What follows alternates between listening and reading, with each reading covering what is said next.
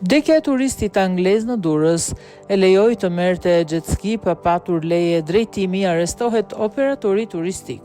Ditën e djeshme, një turist që po lundronte me jet ski ka humbur jetën pranë shkëmbit të Kavajës. Bëhet me dije se lidhur me ngjarjen është arrestuar Luis Xhumari, operatori turistik, dhe akuzohet për veprën penale shkelje rregullave të mbrojtjes në punë. Sipas policisë, turisti 34 vjeçar nuk ishte le drejtimi për mjetin lundrues, ndërkohë që operatori turistik që ja kishte dhënë me qira pavarësisht këtij fakti. Gjithashtu raportohet se nuk i ka pajisur me veshjet e sigurisë personale që ka marrë mjetin lundrues. Bashkë me viktimën në mjetin lundrues ka qenë edhe shtetësja me inicialet VB, 31 vjeç, banuese në Angli, e cila ndodhet në gjendje të rëndë shëndetësore dhe është transportuar menjëherë në spital pas ngjarjes.